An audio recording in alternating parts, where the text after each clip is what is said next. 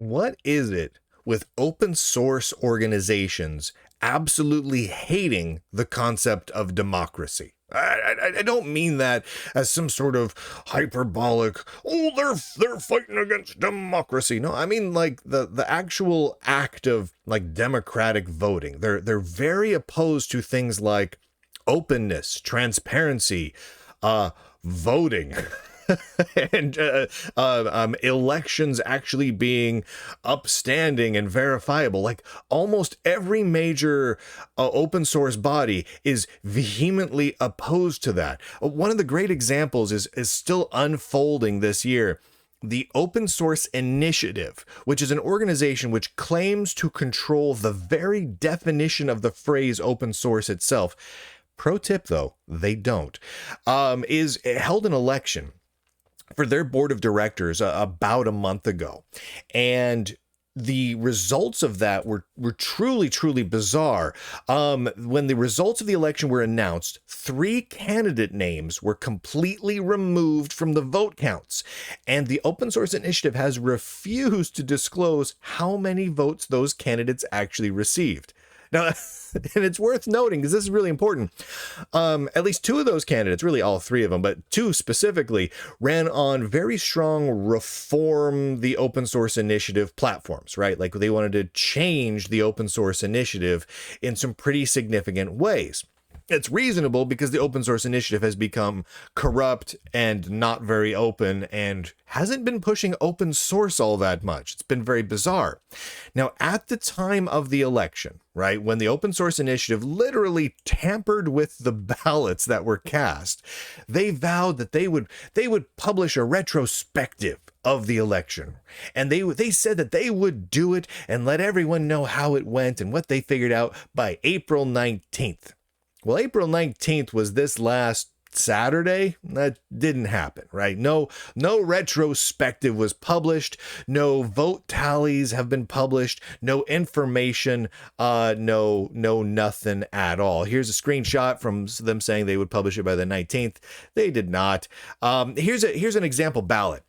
So you can see this comes from OPA Vote, the Open Source Initiative Individual Directors Election 2025. You'll notice that there's 2 names on there that just got completely removed. Richard Fontana and Bradley Kuhn and what's his name there?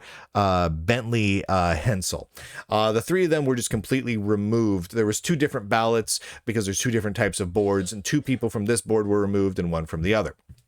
They just completely took them off, right? They just said however many votes these guys got. And it should be noted that 2 of those guys, Richard Fontana and Bradley Kuhn, are kind of big names in the world of open source licensing. And being as the Open Source Initiative is all about open source licensing, these candidates, above all of the candidates, should have been shoo-ins, right? Whether you like these guys or not, whether you agree or disagree with their policies or politics, it kind of almost doesn't even matter. Richard Fontana used to be on the board of directors of the Open Source Initiative in the past, and Bradley Kuhn helps run the Software Freedom Conservancy and used to be on the board of directors of the Free Software Foundation. I mean, when it comes to open source licensing, these guys are all over the place, right? And Bradley Kuhn, one of the guys whose name was stricken from the ballots after the votes were counted, posted, I believe this was last Friday. Tomorrow is 4 weeks since the Open Source Initiative tampered with ballots to surreptitiously remove Bentley Hensel, Richard Fontana, and me from already cast votes and to pretend like we never ran. The only time the OSI will now even say our names is to spread false accusations. And they promise to come out and give a retrospective, but of course they haven't. So I published this over on X if you want to go check it out, but some individuals have put together a petition to say we want to petition for a very simple thing. We want to petition the Open Source Initiative to actually publish the election results. right? We, the undersigned, petition the open source initiative to release the complete unaltered results of its 2025 Board of Directors elections. We believed that by removing candidates and votes after voting concluded, the OSI has damaged its credibility. We call for transparency as a first step towards repairing the OSI's integrity and reputation. Now, here's the thing.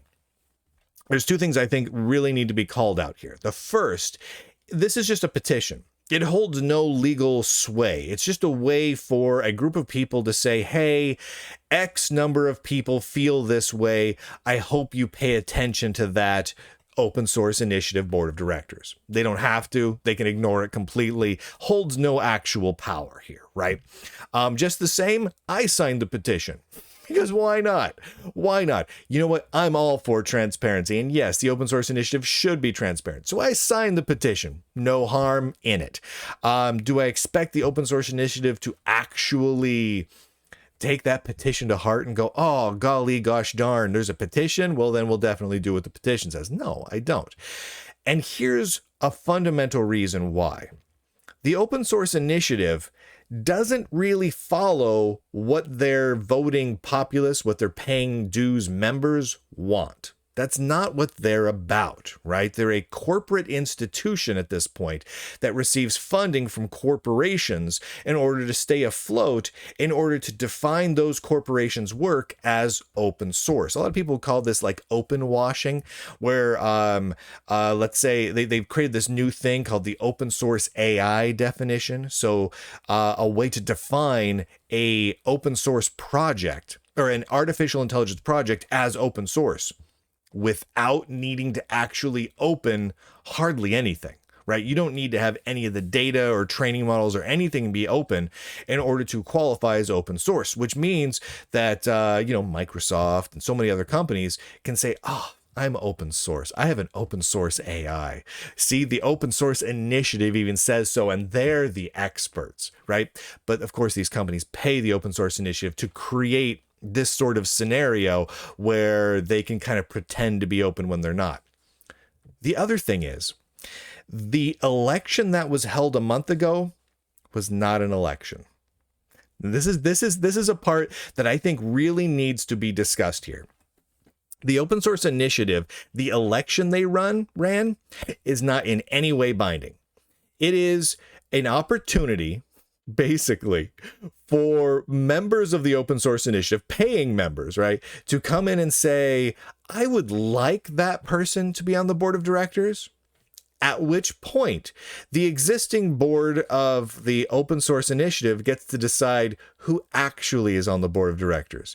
They can ignore absolutely everything that their membership says. If you read through the details of their rules of conduct and how their elections work, you realize it wasn't an election at all. It was a quick poll. It was like a straw poll to see who people kind of liked, but had absolutely no bearing on any outcome at all.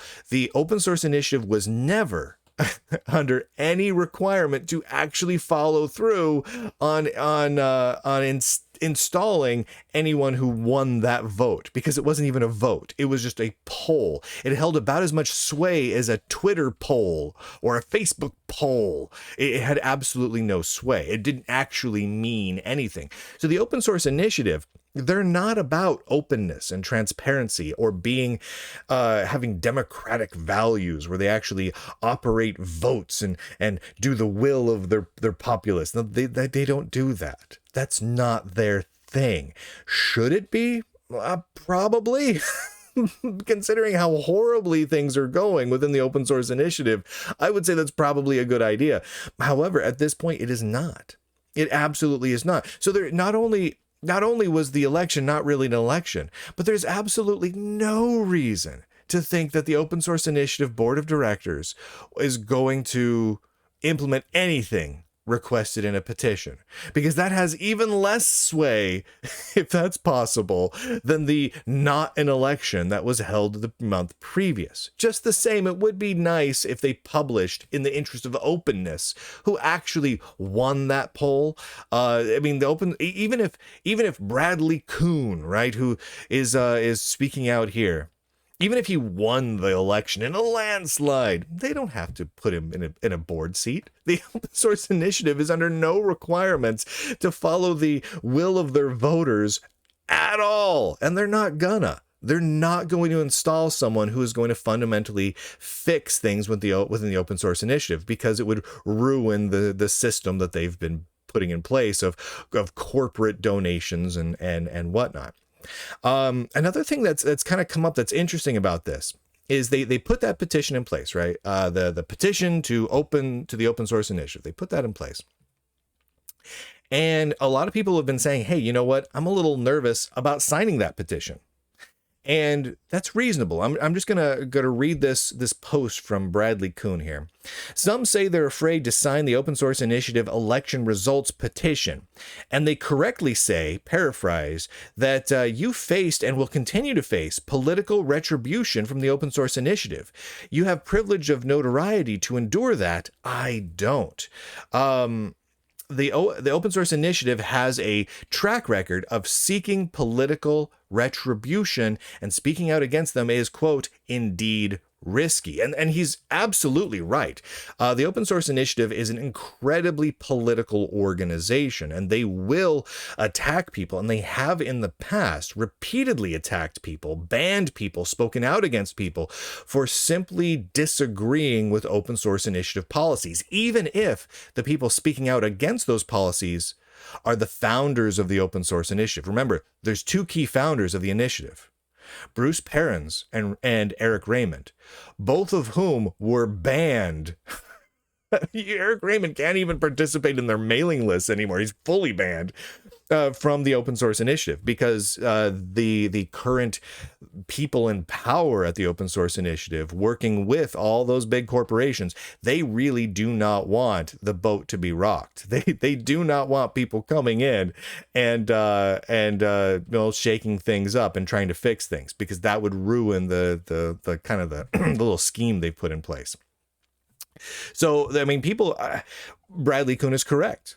There probably will be political retribution against people who sign that little petition. Of course, I signed it. I signed it almost quicker when I saw that people were nervous about it. I'm like, yeah, bring it on. Shoot, the fact that I signed it, now all the other people on that petition are going to be somehow lumped into, oh, well, you're with Lunduke now. That must mean you're a fascist, Nazi dictator, blah, blah, blah, blah, blah, because, man, they don't like me. But yeah, it made me almost sign it faster. Should the open source initiatives publish the voting results? Yes. Will they? No. I would be really surprised if they did. Do I agree with people speaking out against the open source initiative because of this? Yeah, speak out. Try and affect change in the organizations if you think those organizations are important or hold some sway or some control in the industry in some way. Do it. Absolutely. Do I hold out any hope at all that the open source initiative is going to reform itself? No, I really don't. I've covered it a couple of times over the last year, and I think it's important to do so because it gets utilized a great deal in some pretty nefarious ways, like what we've lined out so far here today. But anyway, the poll is up there. If you follow me on X, I have wherever I got it here, I've got a link over to the repository, which is up on both GitHub and Codeberg, where you can sign the initiative, or you can sign the poll, or you can sign the poll just by emailing into it. But if you search for Petition to the Open Source Initiative, publish the full 2025 election results, I'm sure you'll come up with it, even if you don't follow me on X. Thank you to the Lunduke Journal subscribers for keeping the Lunduke Journal afloat without any support from corporations, unlike the Open Source Initiative that is very, very reliant on support from corporations. Go to lunduke.com, click on some links. Links are great. You love links. I love links. We all love links. Hooray for links. Lunduke.com. And with that, ladies and gentlemen, boys and girls, nerds and nerdettes across the inner tubes, I do declare, end broadcast.